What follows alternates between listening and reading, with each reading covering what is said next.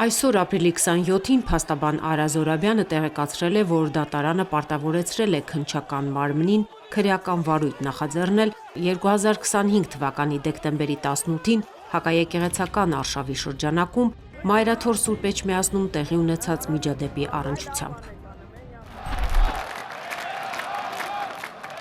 Հիշեցնենք, որ 2025 թվականի դեկտեմբերի 17-ին վարչապետ Նիկոլ Փաշինյանի հետ հանդիպած եպիսկոպոսները հանդես էին եկել հայտարարությամբ, քաղաքացիներին կոչ անելով հաջորդ օրը հավաքվել Մայրաթոռում եւ պահանջել ամենայն հայոց կաթողիկոսի հրաժարականը։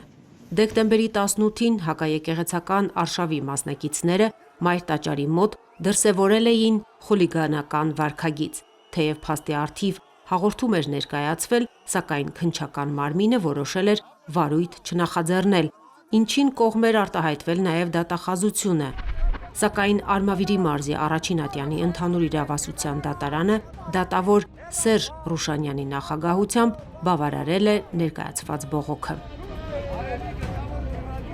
Դատարանն արձանագրել է, որ վարույթ չնախաձեռնելու հետևանքով չեն ձեռնարկվել ողջամիտ քայլեր, որոնք հնարավորություն կտային լիարժեք պատկերացում կազմել դեպքի իրական հանգամանքների վերաբերյալ։ Ըստ դատարանի, հաղորդման մեջ նշված փաստերը պարունակում են առերևույթ հանցանքի հատկանիշներ, որոնք համապատասխանում են Հայաստանի Հանրապետության քրեական օրենսգրքի 297-րդ հոդվածին՝ խուլիգանություն։ Մասնավորապես հաղորդմամբ նշվում է, որ Տավրոս Սափեյանը բարձրանալով Մայր տաճարի սյուների վրա ագրեսիվ վարքագիծ է դրսևորել, բացահայտ անհարգալից վերաբերմունք ցուցաբերել հավատացյալների նկատմամբ եւ հնչեցրել սեռական բնույթի հայհոյանքներ։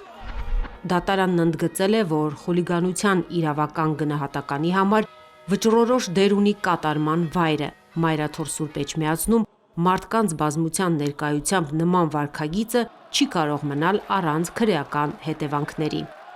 Այսպիսով դատարանի որոշմամբ քննչական մարմինը պարտավոր է նախաձեռնել քրեական վարույթ եւ իրականացնել լիարժեք նախաքննություն։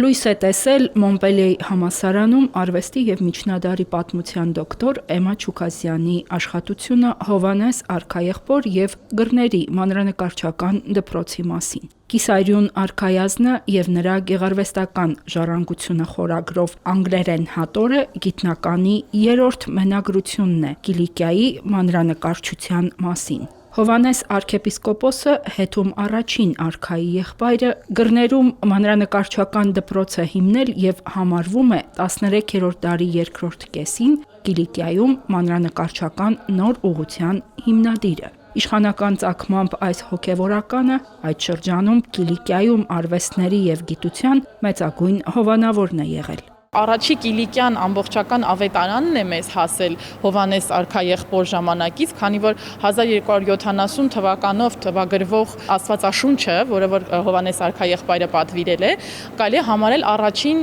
ամբողջական Կիլիկյան Աստվածաշունչը եւ որի հիման վրա էլ արդեն ստեղծվում է հետագայում Հետում երկրորդի Աստվածաշունչը, որն էլ ծառայում է հետագայում Ոսկան Երևանցու առաջին տպագիր հայերեն Աստվածաշնչի համար որպես օրինակ։ Հովհաննես արքաեղբոր հիմնած դպրոցը նույնպես նորարարական էր։ Ըստ էության այդ դպրոցն է ձևավորել հետ-ռոսլինյան մանրանկարչության ավանդույթները։ Էմմա Չուկասյանը ուսումնասիրության մեջ նկատում է, հենց Գրների դպրոցի նկարիչներն են եղել նկարազարդողների խմբում, որը Կիլիկյան մանրանկարչության կոթող համարվող Հետում երկրորդի ճաշոտ ձեռագրի շքեղ մանրանկարների հարդարանքն են ստեղծել։ Մինչ այս նշանավոր ձեռագրի մասին միայն ստացողի անունն ու ստեղծման թվականն էր հայտնի։ Հովհաննեսի մանրանկարչական դպրոցում, Գրների մանրանկարչական դպրոցում ի հայտ եկող նկարիչների ոճը բացարձակ տարբեր է Ռոսլինի մանրանկարչական ոճից։ Այսինքն թե պատկերագրական առումով է տարբեր, թե ոճական առումով, եւ այս տարբերությունը պատահական չէ։ Ես կարծում եմ, որ գիտակցելով Ռոսլինի մեծությունը եւ գիտակցելով Ռոսլինի կողմից ցուցաբերվող նորարարությունները արվեստի մեջ, Հովհաննեսը հատկապես ուշադրություն է դարձրել, որպեսզի իր դպրոցի մանրանկարիչները չկրկնեն ընդունեն արդեն իսկ եղած ավանդույթները եւ նորամուծություններ ընդգրկեն արվեստի մեջ։ Եվ եթե համեմատելու լինենք առանձին տեսարաններ, առանձին ավետարանիչների դիմանկարներ, ակնհայտ է այս տարբերությունը։ Հովհաննես արքաեղբայրը առաջնորդել, հովանավորել եւ զարգացրել է գրների վանքը, իր հիմնած դպրոցում խրախուսել թարգմանական գործը, զբաղվել է գրչությամբ, գրել է հիշատակարաններ։ Աշխատության մեջ հեղինակն անդրադարձել է 3 ավետարան ձեռագրերի։ Մեկը Վաշինգտոնի Ֆրիր պատկերասրահում պահվող 1263 թվականի ձեռագիրն է։ Մյուսը Մյունխենի բավարական գրադարանում է պահվում։ 1278 թվականի ավետարան է։ Մաշտոցյան մատենադարանի 1289 թվականի ավետարանը Հովհաննեսի կյանքի վերջին տարում ստեղծված ձեռագրերից է։ Նրա ղեկավարությամբ ստեղծված ձեռագրերը աչքի են ընկնում թարմ ոճով, մոնումենտալությամբ, իրենից դարեր հետո սկսված վերածննդին հատուկ ազատությամբ։ Դա հենց պայմանավորված է այդ ձեռագրերի արևմտամետությամբ եւ այն ազատությամբ, որը տեսնում ենք այս նկարիչների մոտ, որը շեղվում է բյուզանդական այդ կանոնիկ ոճից, պատկերագրական խիստ կանոններից եւ ավելի ազատ ոճ է դեպի ձգտում, որը հենց արևմտյան արվեստի կողմնորոշումներից էր։ Եվ եթե ուշադիր լինենք, այս նկարիչները, որոնք որ աշխատում են գրների դպրոցում, բավականին մոնումենտալ ոճ ունեն, որը կարող է ակնարկել նաեւ, որ այս նկարիչները գուցե նաև որմնանկարներ էին ստեղծում եւ այդ մոնումենտալությունը հենց դրանով էր պայմանավորված,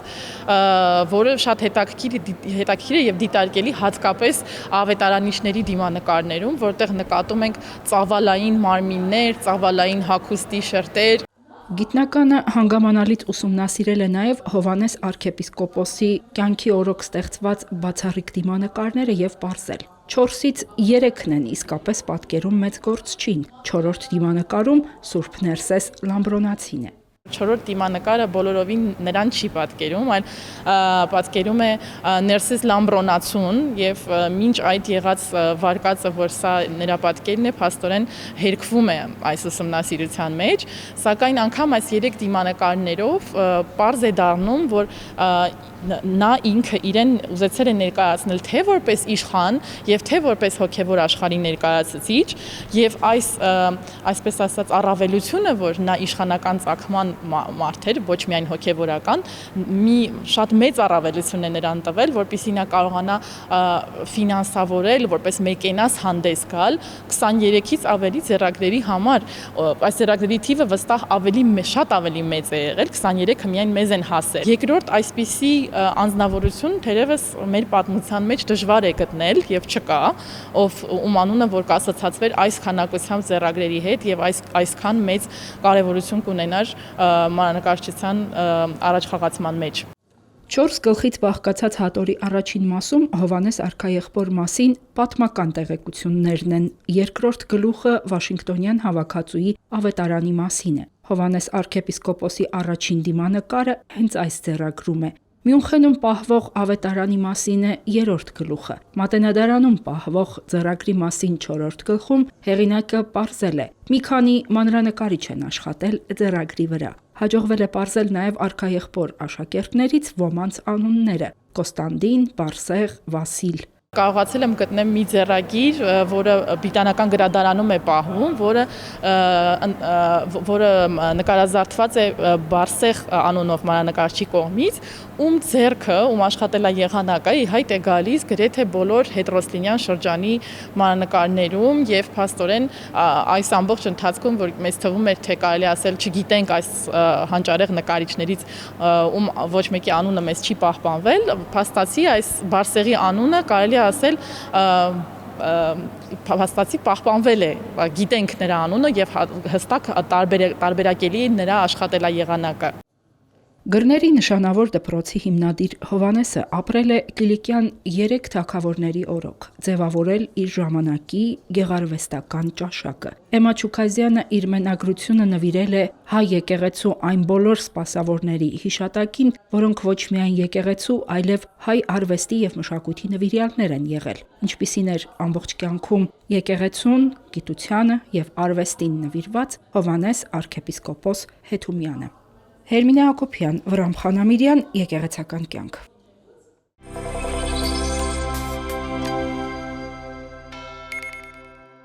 Продукция, которая Ապրիլի 26-ին Ֆենիքս գրախանութում տեղի ունեցավ հայկական մանրանկարչությանը նվիրված հանդիպում զրույց։ Միջոցառումն իրականացվել էր Մայրաթոր Սուրբ Էջմիածնի թանգարանների և մշակութային ու հոգևոր ժառանգության պահպանման Աչչա ասոցիացիայի նախաձեռնությամբ։ Հանդիպման առանցքում Տեառն ընթառաջ և Մուտք Երուսաղեմ տերունական պատկերների հիման վրա ստեղծված փազլների շնորհանդեսն էր։ Դրանց նպատակն է երեխաներին վաղ տարիքից հաղորդակից դարձնել հայկական հոգևոր մշակույթին և այն հարուստ գանձարանին, որի կրողն ու ժառանգորդը պետք է դառնան։ Առաջիկայում շարքը կհամալրվի նաև Սուրբ Հարության թեմայով մանրանկարչության փազլով։ Առաջ անգամ մենք արել ենք դա ոնց որ նվեր Սուրբ Ծննդյան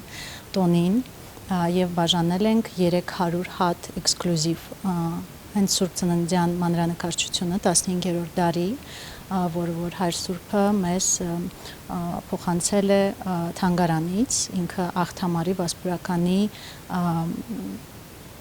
գրքի մեջից է, որ վարվել է եւ մի քանի էջ է մնացել։ Ներկաներին ողջունեց Մայրաթորի թանգարանների և արխիվի տնօրեն Ասողիկ Աբեղա Կարապետյանը։ Հայր Սուրբը շեշտեց, որ եկեղեցին լինելով ավանդապահ կառույց, մշտապես բաց է մշակութային ժառանգությունը հանրայնացնող նորարարական գաղափարների համար։ Նա տեղեկացրեց նաև Մայրաթորի ձեռագրերի ֆոնդի շարունակական համալրման մասին։ Նորին Սուրբոծություն Տեր Գարեգին երկրորդ ամենայն հայոց կաթողիկոսի ջանքերով վերջին տարիներին Մայրաթոր է բերվել շուրջ 150 նոր ձեռագիր, այդ թվում միջնադարյան հայտնի ծաղկողների բացառիկ աշխատանքներ։ Հայկական մանրանկարչության խորհրդաբանության և զարգացման փուլերի մասին բանախոսությամբ հանդես եկավ Մատենադարանի ավագ գիտաշխատող, Երևանի պետական համալսարանի դասախոս Լուսինե Սարգսյանը։ Բանախոսը անդրադարձավ հայկական մանրանկարչության հազարամյա ճանապարհին, Էջմիածնի ավետարանի բացառիկ նմուշներին, որոնք համարվում են մեր ձեռագրարվեստի հնագույն վկայությունները։ Նա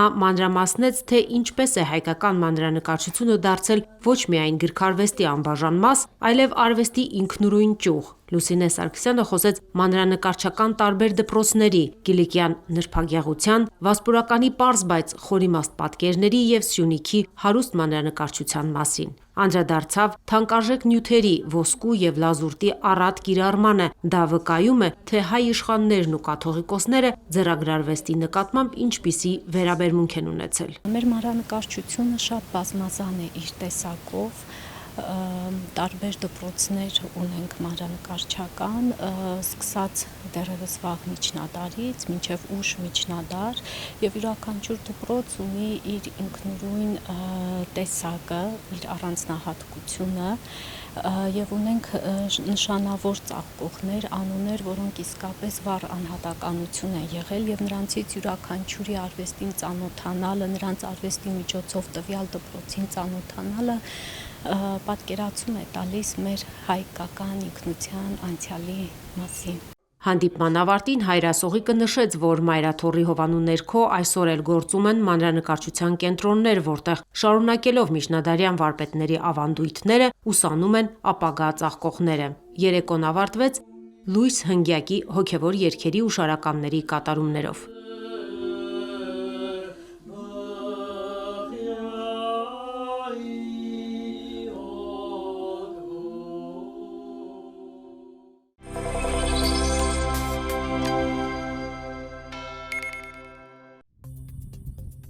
Մայրաթոր Սուրբ Էջմիածնի Գևորգյան հոգևոր ճեմարանը հայտարարում է 2026-2027 ուսումնական տարվա ընդունելություն։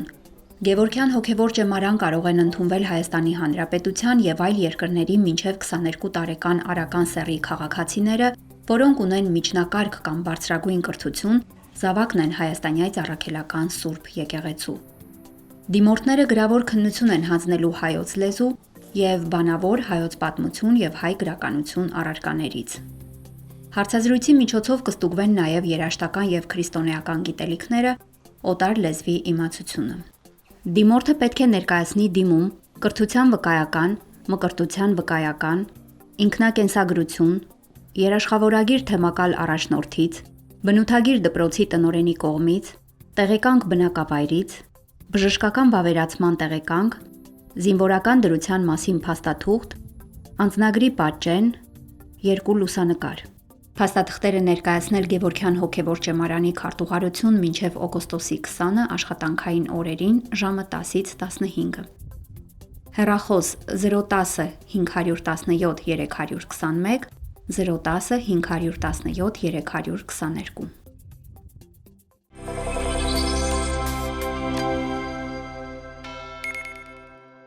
Մասյացոտնի թեմը հրավիրում է բոլորին ուխտավորաբար այցելել Դվինի Սուրբ Հարություն եկեղեցի, մասնակցելու եկեղեցու օծման տարեդարձի առիթով մատուցվող Սուրբ Պատարագին եւ տոնական միջոցառմանը։